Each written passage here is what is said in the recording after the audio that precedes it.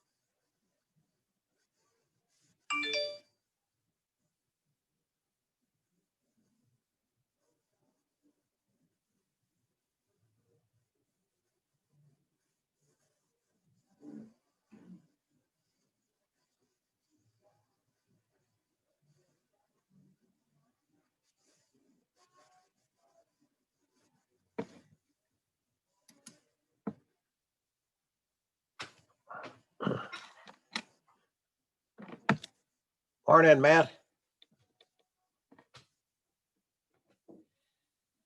I can't hear you. Are you muted? You're muted. Can There you can you hear me now? I can. Can you hear me? I can. Yeah, It looks pretty nice there. it is. Pretty warm. Yeah, it's warm. Yeah, it's in the 60s. Can't complain. Oh, we have 46 and some drizzles today. Really? Where are you? Are you in Appleton or are you in Yeah. Milwaukee? I'm in Milwaukee still. Are you? Okay. You gonna Yeah. stay in Milwaukee or are you gonna go up for Christmas? Yeah, so I'll be going home for Christmas, and seeing some family and whatnot. But for the most part, I'll be back here working and whatnot. But are you staying down in Georgia? Yeah, we've been here for a long time. We went last February for about 10 days and stayed until July. And then we came back to Wisconsin for about 3 or 4 weeks and then came back here. And so we've been in Georgia a long time and we're not sure when we're going to come back. So it's very comfortable here. Yeah. Well, I'm glad to hear you like it, Jim. Yeah, yeah. How are you doing? Is school wrapping up for the semester? Yep. So I finished. I finished the semester already, and passed all my classes. Did Good. fairly decent. Um, so I am doubling in economics and marketing, Uh-huh. and so with my current credit load and whatnot, it looks like I will be graduating next year. In In December or in May or when? something like in December. In December? Uh-huh. I could, yeah, I could theoretically graduate earlier with my economics major by graduating earlier and dropping my marketing major.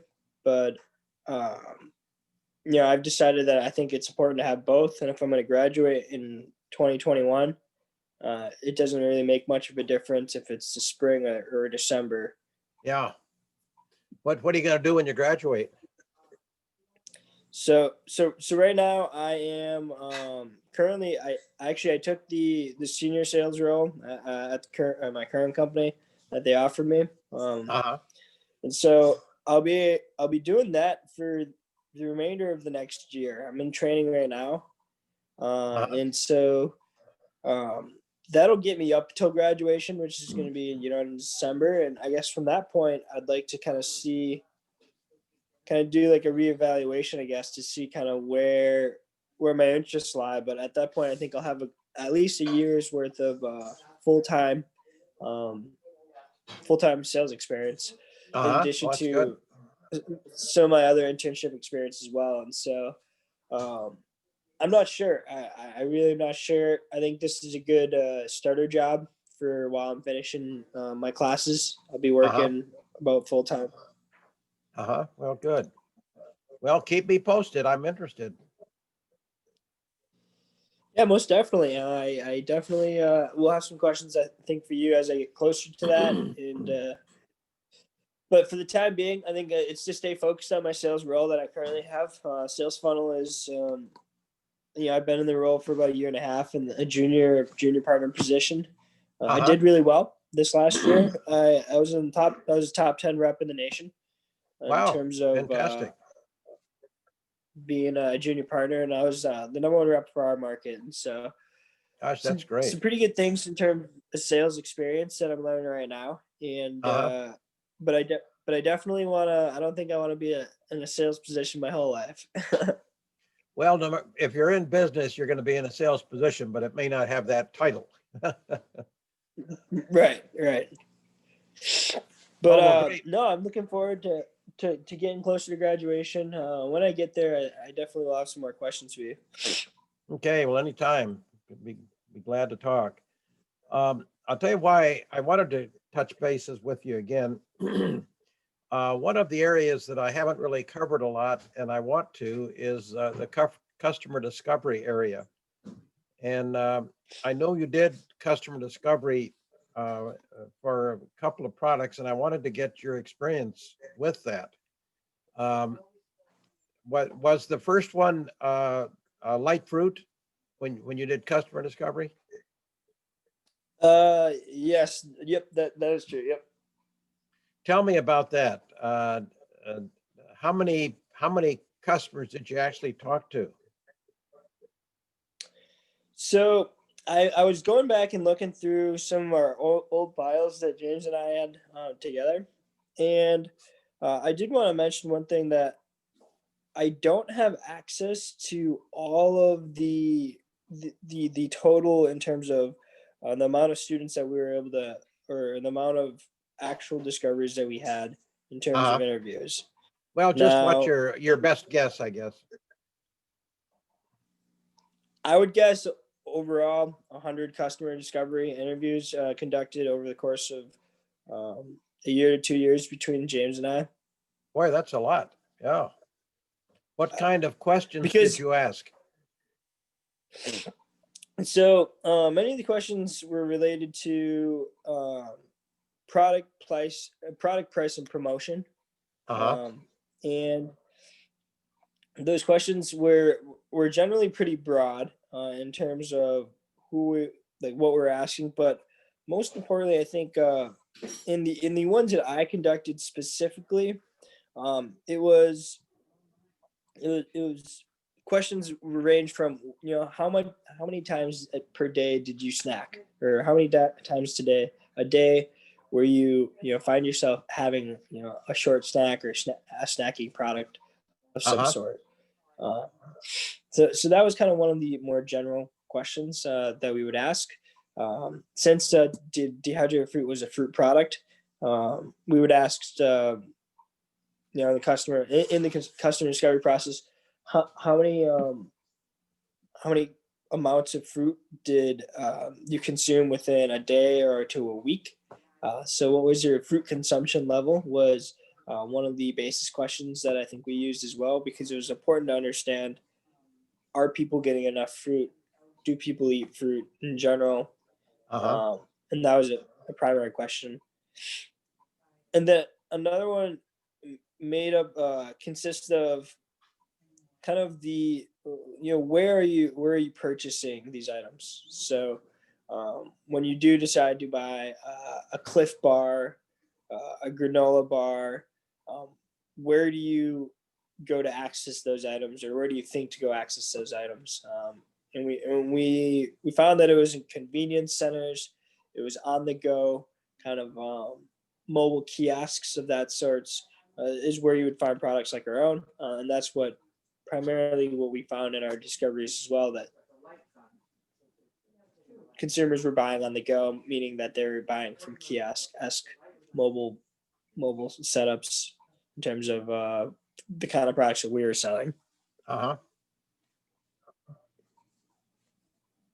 Did your customer discovery guide any future activity that you took? Did it point you in any particular direction? Yeah. So in terms of what we learned, I think in just the product side of things and product demand was that customers wanted more. They wanted more fruit, or a larger quantity within their package size, or larger package sizes.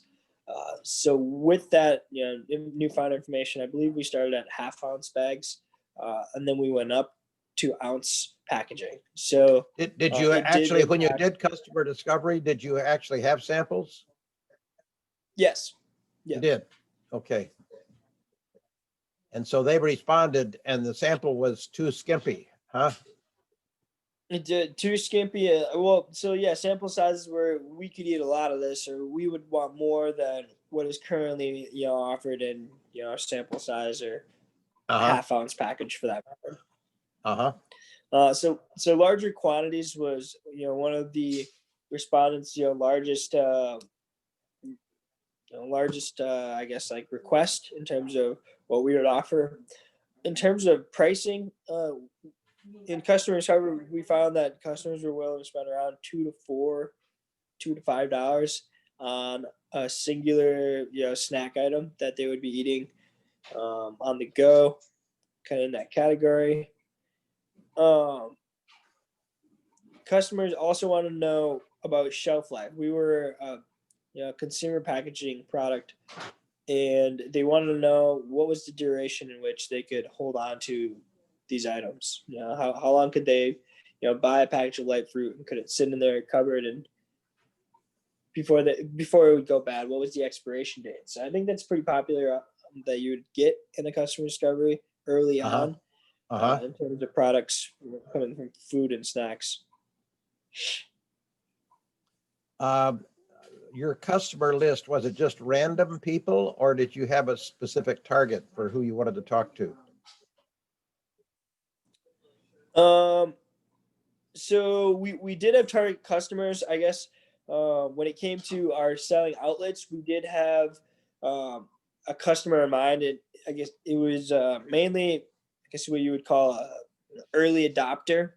So we try to target areas and regions in terms of going to a farmer's market, going to Yo Factory and Beans and Barley. We thought that those were the same type of customers that we'd be able to reach at UWM and the UWM community, but also they fit our prototype and customer archetype of healthy, conscious, on the go consumers. Okay, so those are two different use levels. One is the purveyor, the retail outlet, and the other is actually the consumer. So did you have Correct. a balance between those two, where you talk to the people that would be the intermediate customer as well as the end user? Yeah. So when you're talking about like the type of storefronts and retail outlets that we were looking at, correct? Yeah.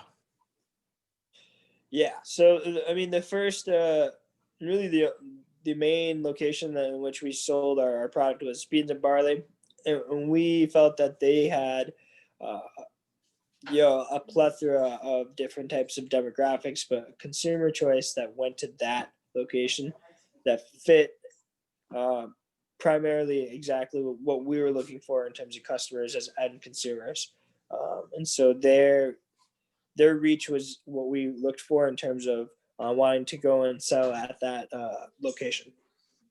Okay. Was there any notable quotation from anybody that you can remember? Notable quotation, I guess, would be, yeah, it's hard to say, but I think the biggest one was people trying to compare it to other products, because they'd never tried dehydrated fruit. So I think maybe the most notable discovery or comment would be that they've never had dehydrated watermelon. Okay, and did they like it? For the most part, yeah. Mhm. Yes, for the most part, customers did respond pretty well to most of the surveys that I had conducted personally, and I believe James as well. Okay. Did you read The Mom Test? Are you familiar with the book, The Mom Test? I'm familiar with the Mom Test. Yep. And did you I did not finish the whole book. did you gear a lot of your questions according to the suggestions in the book? Yeah, so the Mom Test was definitely a reference, a point of reference in terms of questions that we had. Actually, in your course specifically, I 12 tips for early customer development interviews. Uh-huh. And in those 12 tips, we use those primarily as well in terms of rules and guidelines. Now, whether or not you use that from the Mom Test, those 12 tips being, one person at a time, Uh-huh. knowing what your goals and ambitions are in terms of your questions ahead of time prior to those interviews, Uh-huh. to try to conduct independent, you know, anti-biased or very or just independent interviews in general without any implicit biases as much as possible. To ask open-ended questions was very important in customer discovery. You know, it's a big teaching point. It's definitely in the MOM test as well, to make sure it's open-ended. But don't ask questions that, or do you like this product particularly? Because people will lie to you, right? And so, Right. in that customer discovery process, it's important to not try to oversell, but really just try to learn as many different outcomes and responses, and learn from those responses to go from there. Good, good. So one of the biggest things was focus on actual behavior, not speculative or abstract feelings. Mhm. And so in that customer discovery process, something that I think your course taught us was in the entrepreneurship center at UWM was follow the money. Don't if customers say that they would buy a product, of course, if you give them a product and say, would you buy this? 70%, 80, 90% would say yes, of course they'd buy it. But to look at previous behavior, so asking them questions about where did you last buy a certain product? When was the last time you decided to buy a snack food bar on the go? And so really looking for behaviors to be indicators for where they're spending money, rather than looking for, I guess, lofty trust-based responses as, would you buy this? Do you like this? Right. Well, you're not Is likely to good get part. the true answer, yeah. Yep. Were there any other products or businesses where you did customer discovery other than Light Fruit?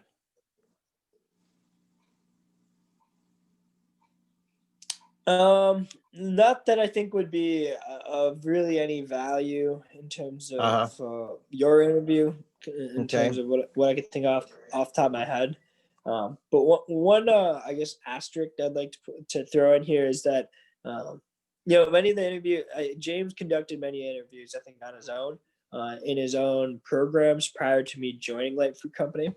And so I guess in terms of what comments you put in there from me, it's just that I'm not trying to overreach, I guess, in terms of saying, I conducted all these interviews, or Right. I do believe that there is a vast amount of info in those interviews that he had that may or may not be just as valuable, if not more.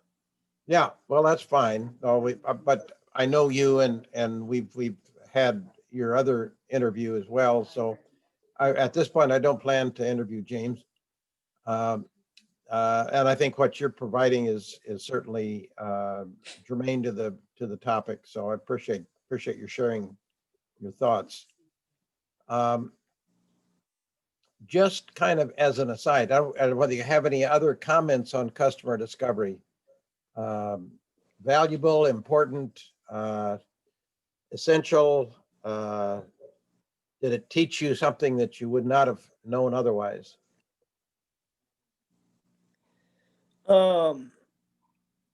Yes, most definitely. And I would say one of the most important things about customer discovery that I learned personally was that you can't lie your way into a business. And what I mean by that is you can tell yourself these truths, or have these speculations, hypotheses on your own, in your own room, or in your own silo. But those truths ultimately aren't reality, or aren't great indicators of business acumen, or the relative success of your business, but they're rather just hypotheses that you've created on your own. And in order to put these hypotheses to fact and be able to get real-time data, you have to go out and to interview customers face to face. You have to go and have these conversations, because your speculations will merely just lead you to newfound conclusions that you wouldn't have before, and that your customers ultimately always hold the answers. You don't hold the answers yourself. Your customers are the ones that have the answers. Okay. What's the status of Light Fruit Company at present? To the best of your knowledge, I know you've been separated from the business. Yeah, so I would say the status of Light Fruit Company would be disarmed, disembodied, in terms of being an actual company, from as far as I know. Is that because the product was no good, this product had a lot of competition, or was it because of the leadership? And I'm not going to quote you on this, I'm just interested. Yeah, I mean, I think it was definitely, a combination probably of both. The production capacity of dehydrating watermelon at scale, I think had some barriers to entry in terms of really being able to scale that. I think Is there's a it reason why it hasn't. because of cost, or because of the process, or just getting after it? I'd say probably the cost and the process of dehydrating watermelon is probably a primary indicator of why it's not widespread in the current marketplace. Now, I think in our situation, I think we would have had success and could have had success. But I think, I think co-founder relationship, leadership, mechanics weren't particularly there to grow or scale, small business at that time. How could it have been made more feasible? Perhaps I would have graduated maybe. So I do believe in terms of our relationship and our status was just kind of where we sat in terms of expectations for work and what we had available. And I think with James graduating earlier than me, I was unable to really dedicate and be able to start and grow a business with him, and be able to put in the time that I think that a founder expected, or that I was able to give in order to successfully scale small. Well, I always wondered what's in it for you.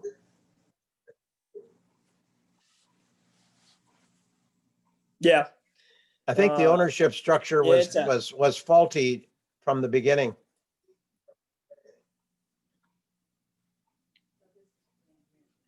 Yeah, it's interesting to think about now in terms of reflection on it and what I would do in the future. But yeah, I mean, there's definitely some things that some red flags perhaps, but at this point in time, just a hell of a learning experience, right? Yeah, I'm sure it was great. I've always been an advocate of somebody having majority interest, but having 100%, but having partners in something that means that you got to work your butt off to get somewhere and not get a lot of compensation, that doesn't sound like an equitable arrangement. Yeah, no, I would agree, Jim. I think that's one of the biggest things going into another business, starting another thing, would definitely be probably my number one, things to cross off the list and to really have hammered home is organizational structure between founders and what those agreements look like. Yeah.